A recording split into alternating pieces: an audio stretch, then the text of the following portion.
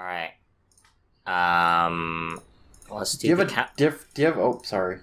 What? Go ahead. Do I have a what? No, we didn't even start yet. I was gonna say, do you have a different opening for this podcast? I have some stuff written down. If that's what you're asking. Ooh, I like it. Oh my god, can you not die? Actually, no, that would be really good press. Can you die? The first podcast. Who's gonna publish it? This isn't live like Twitch. Someone has to publish it after you're dead. WikiLeaks. WikiLeaks. Live leak. Mm-hmm. Get Julian Assange to do it. Pornhub. Welcome to Viewport Relay, a bi-weekly gaming podcast where we go over news, random stuff, and just, I guess, our lives, right? Yeah, that sounds decent enough.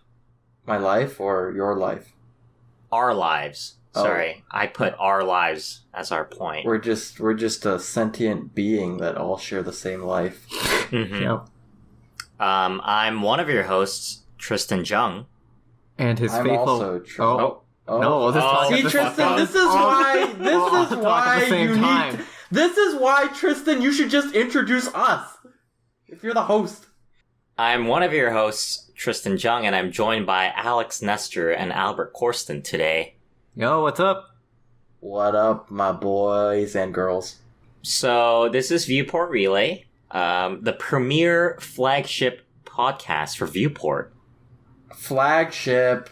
So, what is Viewport? What is Viewport, Albert? Well, a viewport is a window of sorts that you look through. Okay, I'm gonna kick you out of the call. What is Viewport, Alex? Oh, Viewport is just kind of your site where we look back on the various gaming news. We do features and various reviews of video games that we are playing currently. I think Alex kind of got it. Mostly got it. I got it too, okay? I got it too. Albert got it too. We're actually a window on a plane. And we're kind of like a gaming blog, I guess. We do reviews, features, and podcasts. And you're listening to one of them, I guess. You can find us at www.viewportgaming.com. And we're on all your favorite social media. Twitter, Instagram, Facebook, not Snapchat, at Viewport Gaming. If you wanna get your social media on. If you wanna smash that like button, you gotta go there, okay? It really helps us out. It really helps us out. Keeps the ball rolling. Keeps the money coming in. Keeps the views porting. Keeps the views porting. Yeah. Don't close that viewport. Yeah. Leave it open. It'll get dark. It will get dark. So if you listen to our other podcast, the Retrospective Collective podcast, if you're a longtime fan of that, I guess, you know that we kind of covered gaming news for a portion of it. We moved that here, and we also want to kind of talk about random stuff in the gaming world. Who doesn't like talking about random stuff in the gaming world? So I'm gonna toss a segment at you guys. Oh. It's called "What Did You Play Last Week?" I know, very original. You put a lot of thought into this one. I put a lot of thought. Let's start with Alex. What did you play last week? Let's see. Last week, I would say the main thing that I played was probably Azur Lane. Oh no. Oh no. Can you explain Azur Lane to our listeners? Oh yes, sure. I would love to explain it to our fresh bunch of lovely faces. Azur Lane is a Chinese-made game for mobile that is basically just boat girls, It's kind of like Kantai Collection, but, a little different. It's got actual gameplay, so it's kind of nice. You can actually do stuff. And yeah, you just get your gotcha on. Alex, I feel like 90% of people don't even know what Kantai Collection is. Don't worry, we'll attract the demographic. Is this... Okay. I was gonna say, is that a demographic we want to attract? What demographic? Where are we posting this? I'm posting to my DeviantArt, my Your Pixiv. my Pixiv, my Nico channel. Mm-hmm. In 30-minute segments. Yep. All right, Albert, what did you play last week? All right, I got some spoiler alerts, but I'm playing Ni no Kuni 2. Mm-hmm. Check out my hot review when that comes out in probably a week or two from the day of this recording.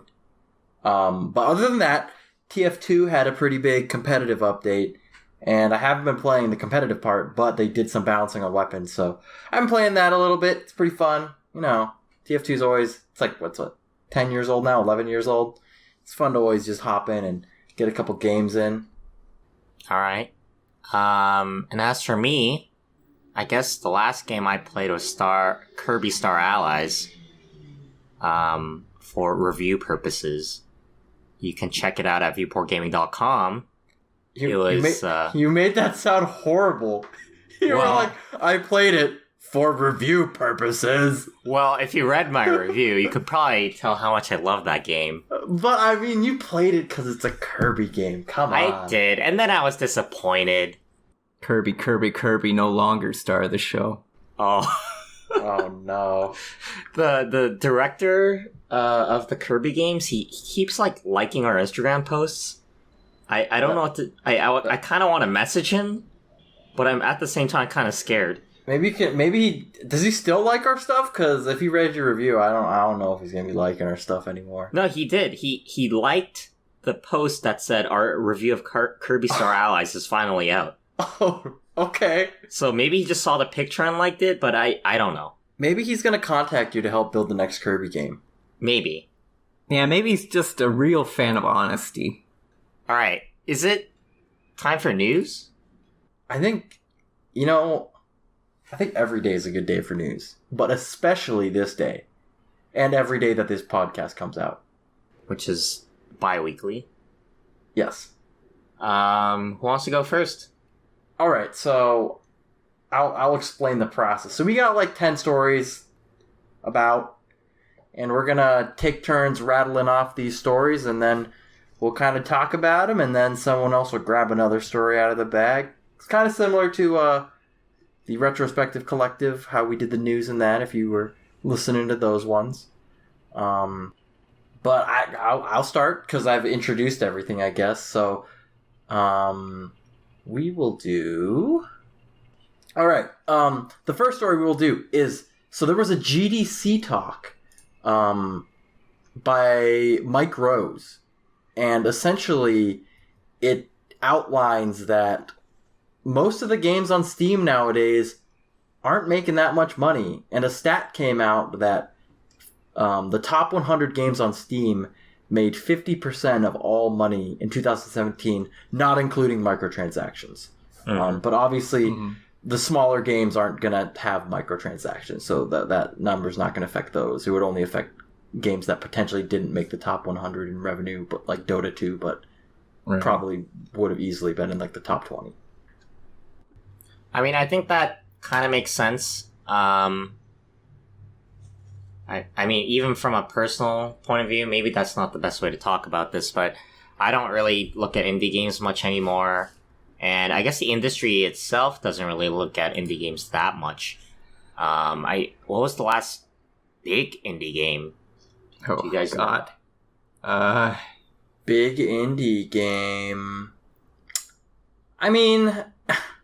Indie games now are kind of fad games, right?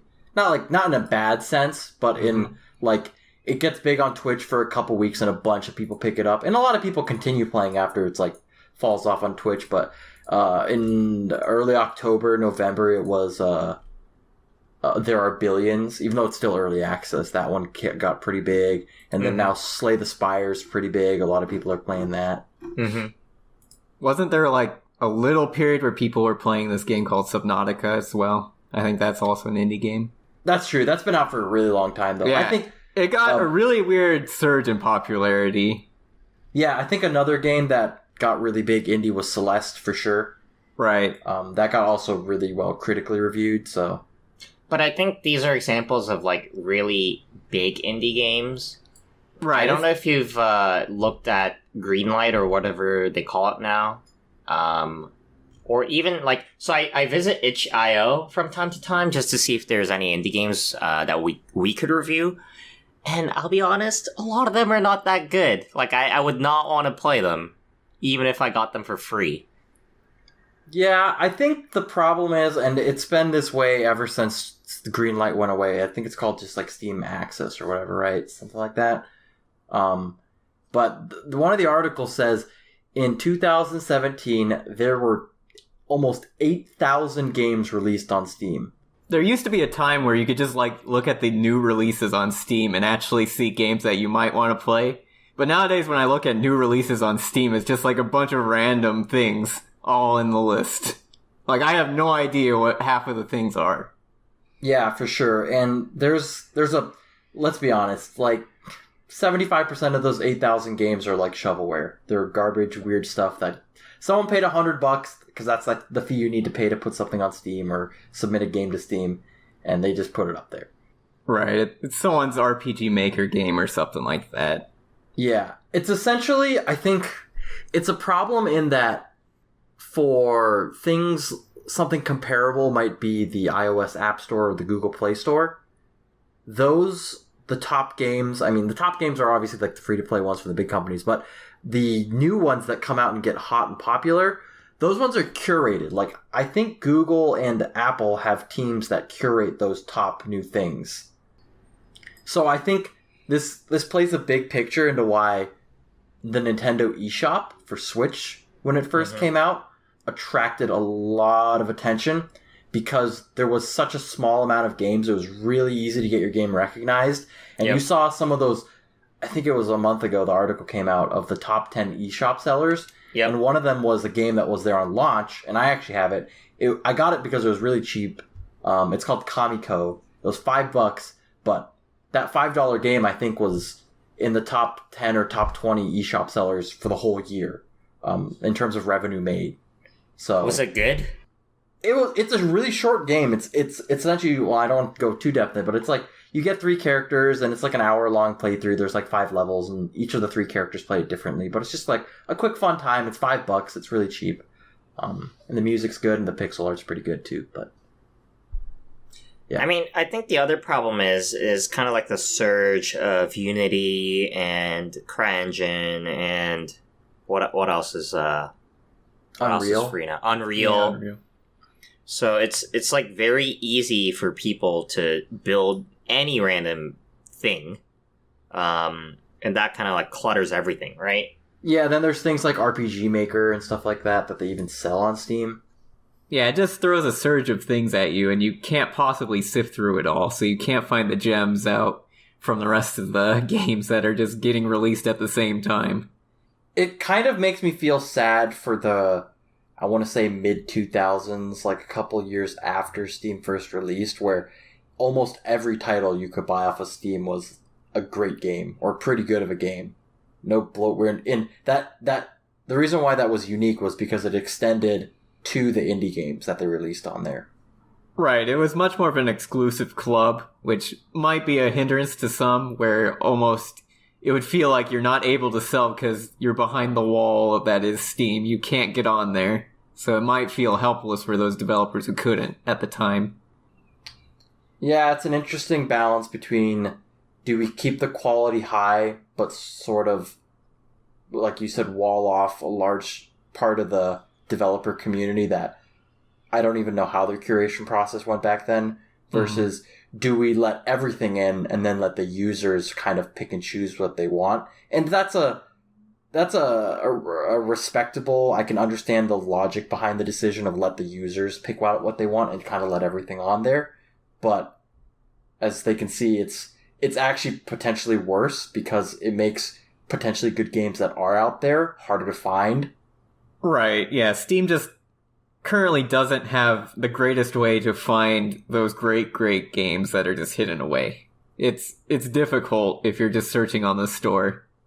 And maybe that's the real solution, is they just need a new searching algorithm or some new basis to be able to sniff out these real games. Yeah, it's almost like a Reddit type of experience right now, right? Like if your game doesn't go viral, right? Yeah, no one's gonna find out about it. You just drop down the list and no one's ever gonna find it. Yeah, exactly. Alex, did you want to go next? Alright, so the next major piece of news we got going on is that Monster Hunter World finally released the Deviljho onto the world.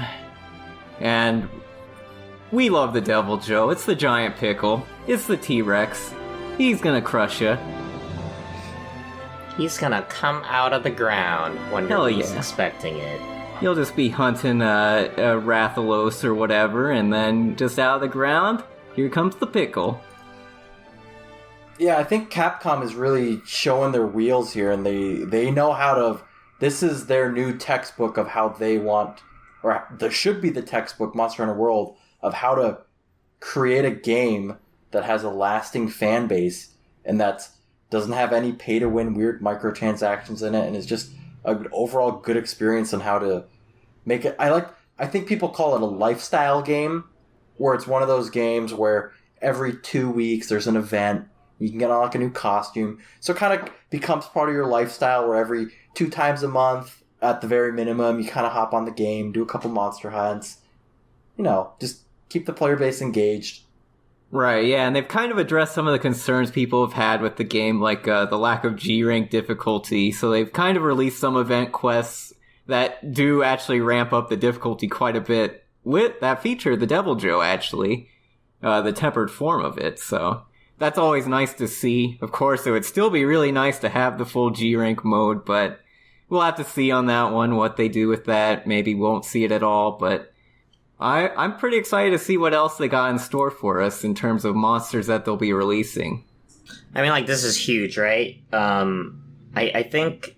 So Capcom has done regular events for a long time, but this should be the first game where they release a new monster outright. As DLC. So if they're playing this right, they could potentially keep this going for a long time. I'm sure a lot of longtime players are definitely open to paying a couple bucks to see maybe like a collection of, you know, Monster Hunter 3 or Monster Hunter 4 monsters that are not in the current game.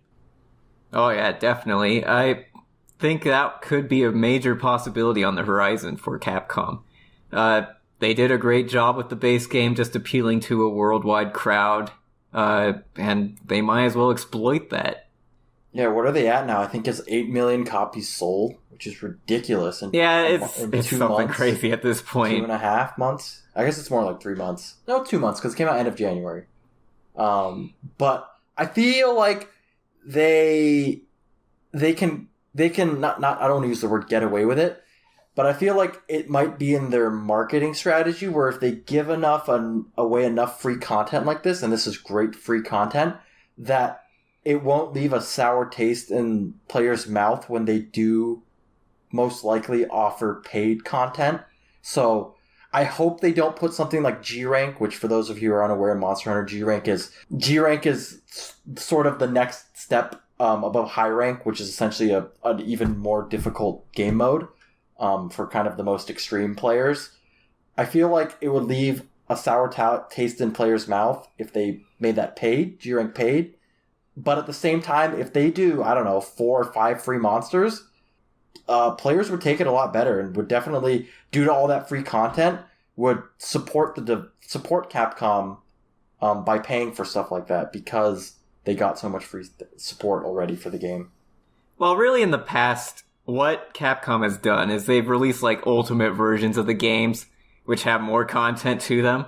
So I'm praying with World that they'll just go with the DLC route. I think it'll not be as bad or negative in people's minds if they just release like DLC level content that is at that same level as the ultimate versions of the games. So they don't have to buy the same game again and then just kind of get the new content tagged on.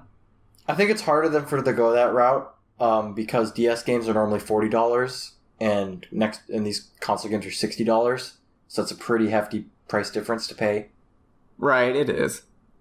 But yeah, And then kind of the minor thing that's tagged onto this Deviljho update is we're seeing more weapon balance updates for Monster Hunter game, which is just kind of crazy for me to see, because in the past, I don't think they've really ever done anything to really change weapons and tried to buff them or nerf them in any way. So you're seeing things like Greatsword getting all its damage increased. You have Longsword getting like extra invuln windows and things like that. It's pretty cool, actually, to see that Monster Hunter is really starting to evolve as a game, appearing much more like something that's evolving and actually just not static in terms of how you're going to play the game. They could buff things, and it might make things more appealing to you that you haven't tried before. Maybe they're prepping for a Monster Hunter Battle Royale. Yeah, there we go. I like the sound of that. No, 100 monsters. 1 hunter. 100 monsters. When can I expect to play this on mobile? Next, let me reach in here. What we got is Valve got rid of their Steam Machines section. Who remembers Steam Machines, guys? Oh, raise your hands. Alright, no one raise their hands. Yeah, I'm seeing no one's in here. Yeah, I'm seeing pretty blank stares. It's more like raise your hand if you got a Steam machine. There's no hands in the air. Shit. Steam Machines are kind of, I guess, Steam-branded computer hardware from a variety of different vendors that, served as high-end, mid-tier, like somewhere in that area of computers that can play games that were sold on Steam. But as with any type of computer hardware, most of them turned out to be pretty overpriced. You couldn't really upgrade them. The selling point was kind of that it was very small and you could fit it on like your media center or maybe just on top of your desk. And to be honest, I don't think many people bought them. And Steam did a pretty horrible job pushing them. It was really hard to find. I'm not surprised this happened. They haven't even released any new Steam machines in a long time. Right, yeah, they were tucked away. You didn't really ever see them on the main page or anything. I think I saw them maybe a couple times ever actually advertised. It just kind of was baffling. They're being sold mainly to PC gamers who probably are a little bit more savvy on how to just build their own PC. So it's confusing to me why they would even be offering these kinds of machines in the first place. Just didn't seem like the right market to be selling them in. I think it was the marketing strategy was flawed from the beginning in terms of how it came out. I think that players who wanted this, as Alex said, kind of already have a PC. So they wanted something more lightweight and not as expensive. And since Valve is a smaller company and they really couldn't... Well, I wouldn't say that they really couldn't, but I think the route this is what they did is they partnered with like Alienware and a bunch of other hardware manufacturers to make their own versions, and then they would sell those versions on Steam. And due to that fact, a lot of them were pretty expensive. I think what they should have done is partnered with one vendor, sort of like the Vive where they partnered with HTC. They should have partnered with one vendor to make solidified maybe two versions, a mid-tier like $300 to $500 box, and then maybe a high tier $800 for someone who's a console gamer and wants to get into PC gaming and wants a higher end. I don't think they should have gone the route where there's a lot of customizability, which kind of in one way speaks against the mantra of PC gaming, where you should have a lot of options, unlike a normal console where there's the one option. But I feel like since these are pretty much consoles, that's kind of the way they should have gone. Because if they wanted customizability, someone would just make their own PC, like Alex said. So, yeah, I mean, I think it was aimed at a very weird group of people, but the lack of customization is what I think killed it, right? Like, if you're gonna buy a Steam machine, you're probably not gonna be able to use it 3 years, 4 years down the line, especially if you bought a mid-tier one. So the fact that you couldn't upgrade the GPU, you literally couldn't update anything, is pretty weird, and I'm not sure where they were trying to go with this. I just realized, and I think Valve almost killed off Steam machines themselves by releasing Steam Link, where you can literally have your PC and stream games to your TV, so you don't need one of these devices near your TV at your entertainment center. So I think it's for two different groups. They just like marketed it really horribly, right? Like people like us who already have a good PC, they're probably gonna try to sell Steam Link. But people who are maybe on consoles and want to play PC games and don't know how to build a PC and don't want to spend money on like an actual build, that's what these were for. I don't know. I agree with that. Yeah, that's probably a smarter, maybe what their business strategy was for. Man, I don't know. Were these things even really marketed outside of Steam? Because honestly, I've never seen an ad for a Steam machine anywhere outside of Steam itself. You might have found it on Dell's website for Alienware for their models. Yeah. Maybe I think Gigabyte made one, but no, I mean not for the past couple of years. I would even say had they ran an ad. I didn't even know honestly these things were still being made. Yeah, definitely. Like I thought these died off long ago. Yeah, that was just the major thing is they just didn't get the proper visibility, I feel, in the early stages to ever grow into something that people could actually desire. I mean, I think desire was the bigger key.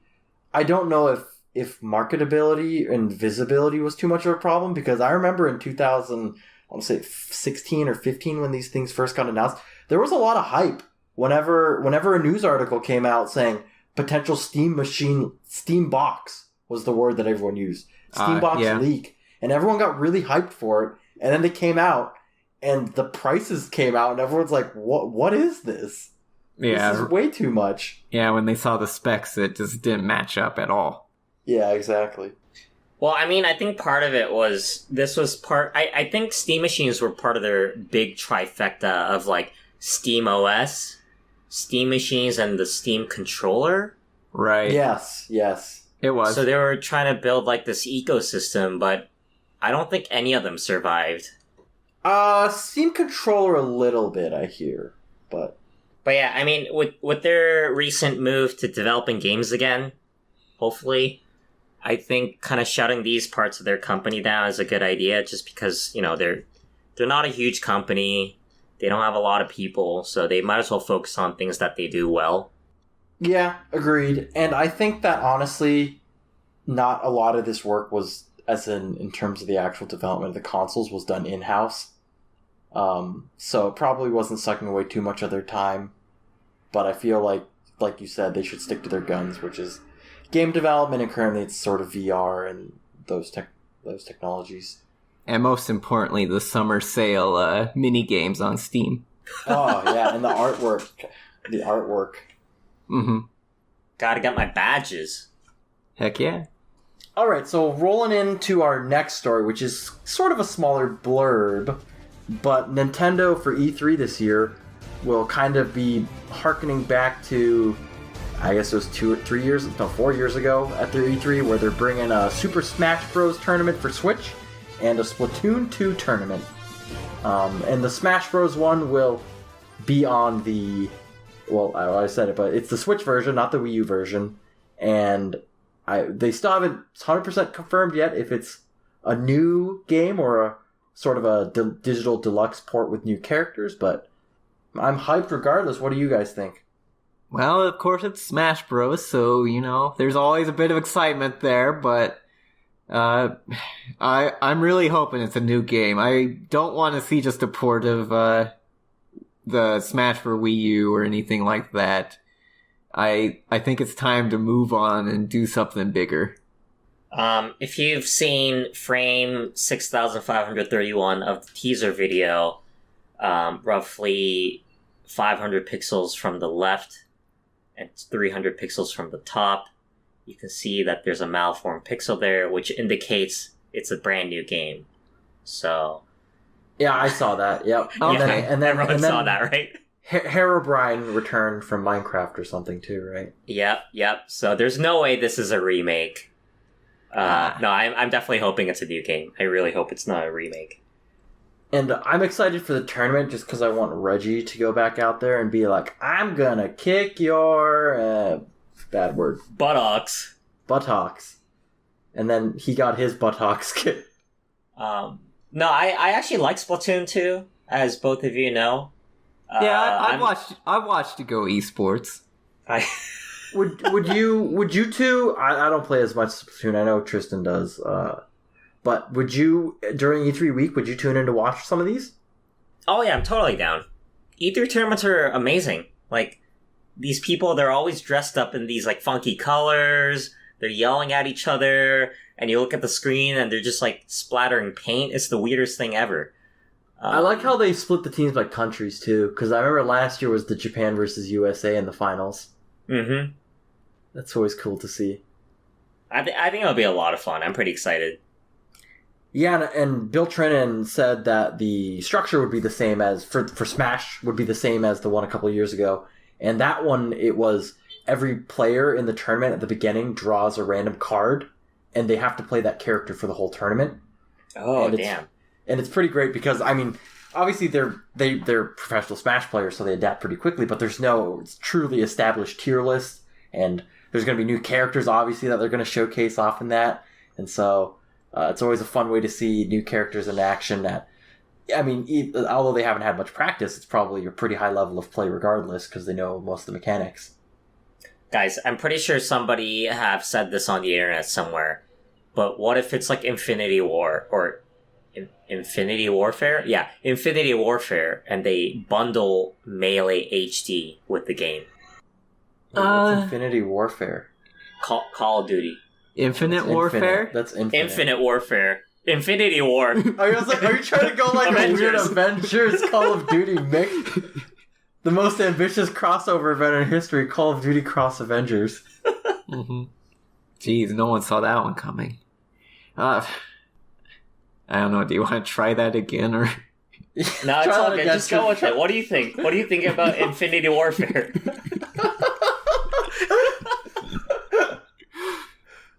I don't even know the question. No, the question was, what if they bundle Melee HD, Melee HD. With the game? Oh my god, the world would explode, I think. I think it would just explode. It'd be a nice gesture by Nintendo, I think, to finally acknowledge that Melee competitive actually exists and people like playing it. They've kind of ignored the whole Melee competitive stuff thus far, so... It'd be good to see them actually release an HD version that can work on a modern TV just fine. I feel like it would be well received, but potentially disastrous to pull off correctly, because a lot of the mechanics in Melee were like bugs. So they would either have to reproduce them for the HD, because if they remove them, all of the Melee professional players would be like, oh, this is horrible. Oh yeah, Nintendo would be insane if they removed things like wave dashing and things like that, L canceling and all the other moves you can do. But yeah, it is Nintendo. It is Nintendo, which is why I'm leery of that and why I'm so afraid of them ever releasing an HD version of Melee. Yeah, and I think simultaneously releasing that with Smash is probably not the best for market strategy because they might take copies away from each other. No, I mean, it'd just be bundled. Like, maybe it had, like, an HD mode inside. Melee mode. Ooh, Melee mode. Okay. Yeah. I could see a game mode, okay? That resonates with me more than, like, a separate whole game bundled with it. Mm-hmm. Yeah. That'd be amazing. Alright, so in news of Hajime Tabata, he's got his own studio now after doing some Final Fantasy 15 action. It's a new studio called Luminous Productions, a very ominous name, but I think everyone will understand where it comes from. So it's got Tabata at the helm, but he's also going to be the director, and he's teasing some new AAA titles. So, and he says it's going to be like new IPs. So, got any ideas what he could possibly be producing? Okay, new IP, Square Enix. Mm-hmm. That is something that they haven't done in a long time. Or that they rarely do. Fair to say. he did just come off of like a Comrades binge, right? Yeah, there was a major DLC update for that game. Or sub-game, I don't even know what you want to call it at this point. So I'm assuming it's probably gonna be some co-op Monster Hunter-esque. No, actually, to be fair, I feel like Final Fantasy 15 at this point is basically Monster Hunter. Like a really, really bad Monster Hunter. No, I'd say that's completely accurate from what I've seen of Comrades. Sue me, I haven't played it. Or is Monster Hunter just a really, really good Final Fantasy? Thinking. I think Monster Hunter is more a fantasy not based on reality at all. So I have a question for you guys. Mm-hmm. How much do you guys know about Final Fantasy 15 development? Because I heard before someone, was it Tabata who took over? That the development, it was just in development hell, essentially, and then he was the one who took it up? Tabata eventually took on what will become Final Fantasy 15 and complete it. Okay. Nomura was the former guy who basically took on the Versus 13 project, and it just kind of went on the wayside at some point when he was pulled in to do Kingdom Hearts 3 at the same time as this Versus 13 title, So do you guys have a positive outlook on what Luminous Productions could do, or are you approaching what they might come out with a little bit of skepticism? Tabata finished his game, so there's that. This game's probably coming out.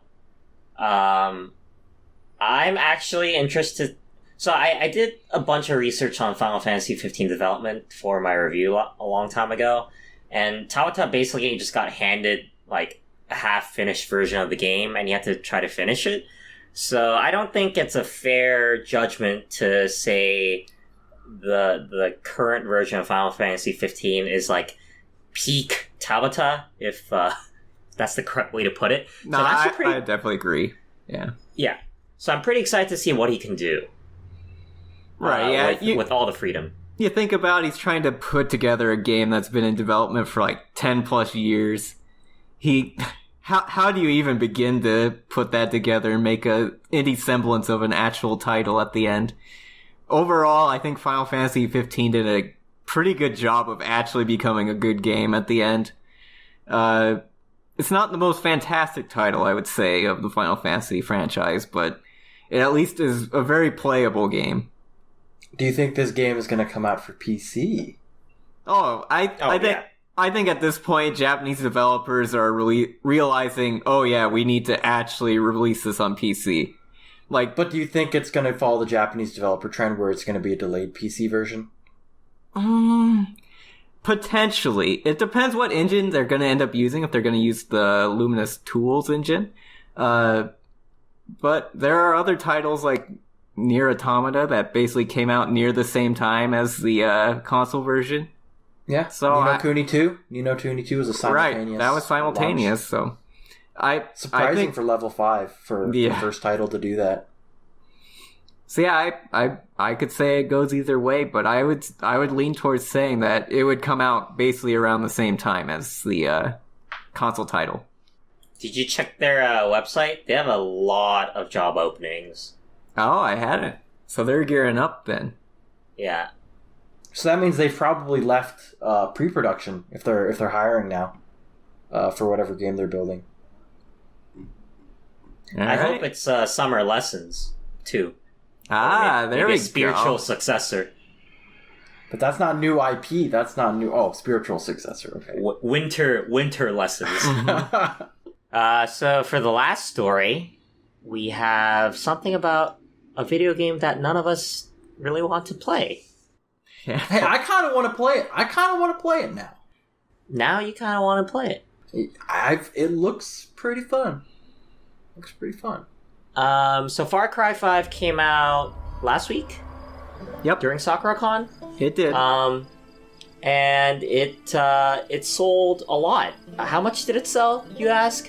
It's the fastest selling game of the franchise, first of all. And it's only been out for a week. And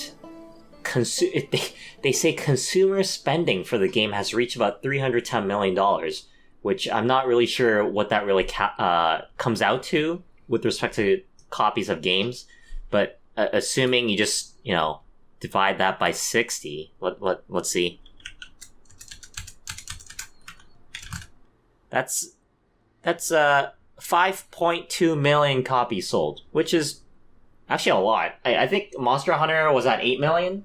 Yep, last I saw it was 8.5 million. Yeah, so I mean that's insane. I know Far Cry 5 has had its share of criticism due to reviewers talking about politics. There's a lot of topical stuff in there with respect to the current United States political climate. But all in all, it does look like a fun game. Yeah, I feel like a lot of its popularity, and kind of why I want to play it, is I've seen a lot of streamers on Twitch streaming it, and it looks really fun.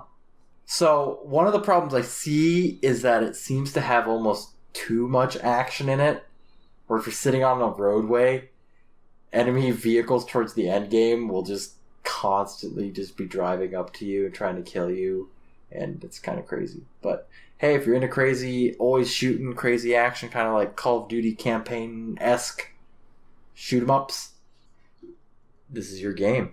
But I mean, I like seeing this because it came out 2 weeks ago, I think it was, that Ubisoft finally essentially staved off Vivendi from buying them out. They bought enough of their shares, and Vivendi said that they wouldn't try again for at least another 2 years. And seeing them have another strong financial success, like Assassin's Creed Origins, which actually sold really well as well, bids good hope that they can stay independent, and that I'm going to blunder it. It's like the Guillermo brothers, I think, something like that. The two Guillermo del Toro, right? Get out. Anyway, that's another movie. Anyways, essentially, that these strong successes will make it see that their company isn't bought out by Vivendi and potentially turn into a crap hole. I guess that's it, right? We're out of news. Mm-hmm. Yeah, kind of a slow week. The timing was a little unfortunate. I would say earlier in March, all those big game announcements like Tomb Raider and the Nintendo Direct were all there, but we kind of got a little too late on the boat to talk about those. Mm-hmm. Well, I guess we'll just wrap it up then. As always, please check us out not as always, for the first time, please check us out at viewportgaming.com for all your gaming news needs. That is not our slogan, but we'll go with that for now. We provide pretty consistent content with respect to reviews, features, and podcasts. You can also find us on all the major social media, Twitter, Facebook, Instagram, at Viewport Gaming. This podcast is not on iTunes yet, but I'm working on it to get it on there, and also Google Play, Stitcher, Podbean, and all your favorite podcast directories. And with that, I've been one of your hosts, Tristan Jung, with Albert Corsten and Alex Nestor. Are we just not gonna try that, I guess? No, we should do that because I never know who's going. I mean, the host. You're the host. The host introduced the guest. It's not like someone comes out. Wait, you're not guests. You're also hosts. I know, but it's not like someone comes out on like Conan O'Brien, and Conan O'Brien is like, "I'm Conan O'Brien," and the other guy has to be like, "And I'm Chris Pratt." You can be like, "I'm Tristan, and I'm joined by my co-hosts, Alex Nestor and Albert Corsten," right? I need a big old light so I know when to speak. Ding. I think Tristan should just do. I'm joined by my co-hosts. I've been your host, Tristan Jung, and I've been joined by my wonderful host, Alex Nestor and Albert Corsten. Yep. Have a good one, guys. Why'd you say my name like that? A little sensual. Oh. That wraps it up for episode 1. We'll see you in 2 weeks.